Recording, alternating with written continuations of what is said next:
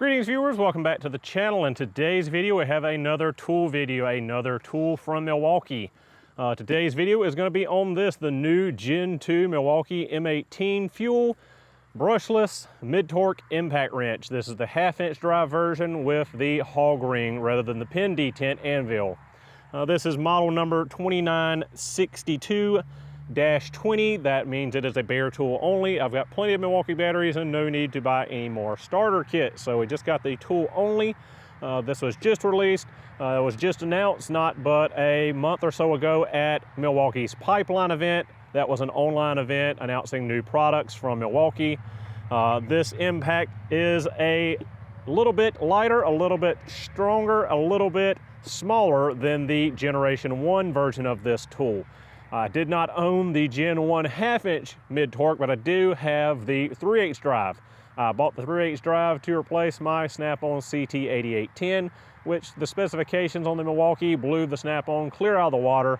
I had wanted to get the 1/2 inch mid-torque for quite a while. It fills the void nicely between the M18 high torque gun, which is a little bit larger and can't get into as many places.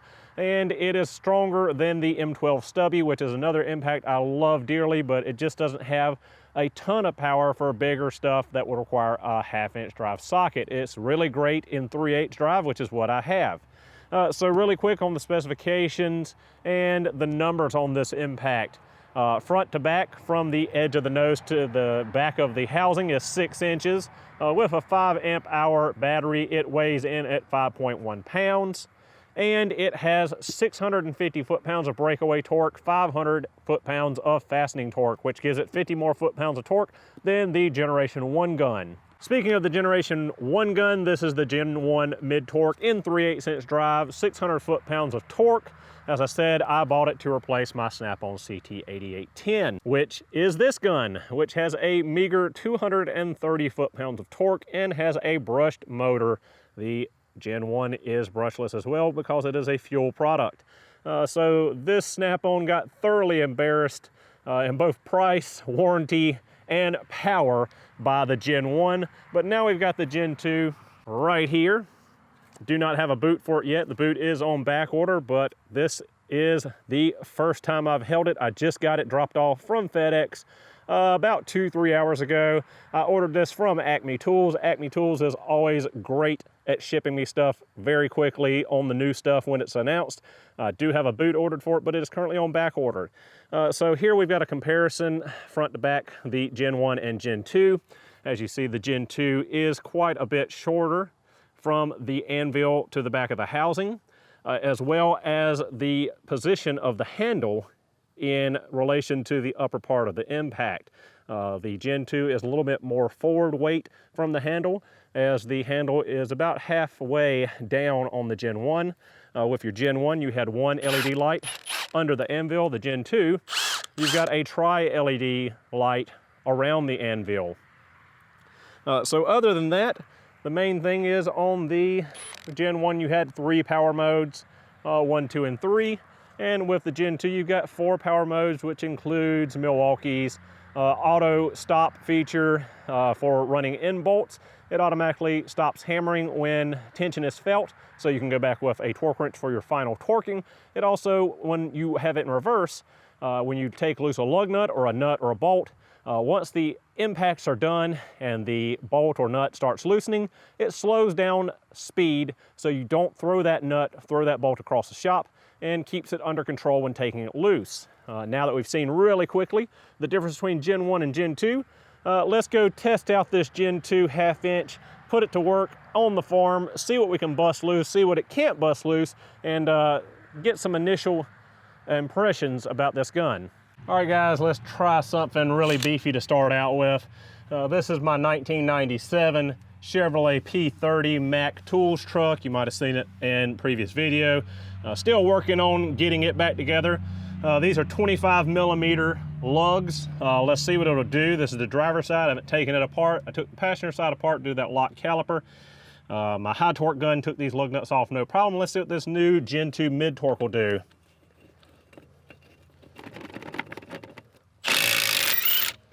No problem. other than the fact that the socket wants to get stuck on these rusty lug nuts. But as you saw, no struggle at all for this gun. Let's run it back on there. And we're in the auto stop feature. As you saw, it ran in till it touched and stopped without me having to take my finger off the trigger. So now we can come back through and torque it with a torque wrench, or we can go ahead and bump it up and just impact it a little bit. Tighten it down. Oh, so let's try one more time on this one down here.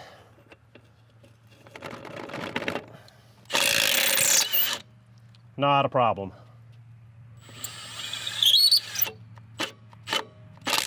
And again, the auto stop feature, just taking it down snug. Let's see what else we can bust loose. All right, now at the back of my Caterpillar D2 bulldozer, see if we can knock loose 29 millimeter. I know it's not metric because this bulldozer's from the 50s. Let's see if we can take these nuts loose here that hold the hitch on the back of this bulldozer. Ooh, no problem at all.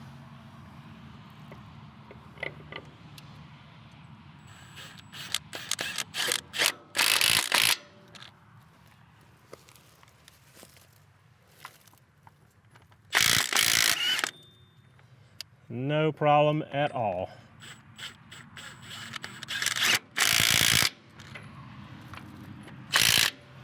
All right, let's try the bolts on the front end loader on my 574 International tractor.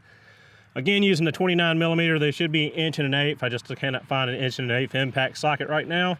So the conversion is like 28.5, so 21's close as I got. Before I forget, we are conducting these tests using a fully charged M18 high output XC80 battery. So no problem there.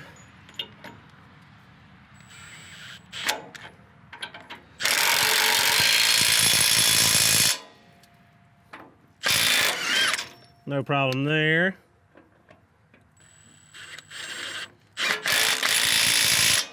Removing the bolts for the loader. Here's the rear bolts on the loader.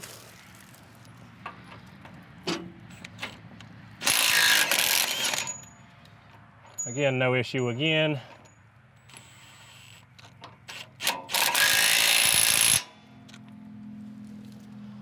All right, so this thing's been pretty impressive so far. Let's do one more show of strength. Let's take these nuts loose on the wheel weights on my 766 International tractor. Like it was nothing. All right, guys, that'll do it for today's video. As we saw, this mid-torque is super, super capable. 650 foot-pounds of torque will get a lot of work done. Being in this new compact body will help get it into places we couldn't get the high torque and we couldn't get the Gen 1 into. So this will become a very used tool, I'm sure, in the future, and I'll be making videos to update you on how it's holding up, how it's working, and how I'm liking it. Thank you all so much for watching. Hope you enjoyed, and I will see you in the next video.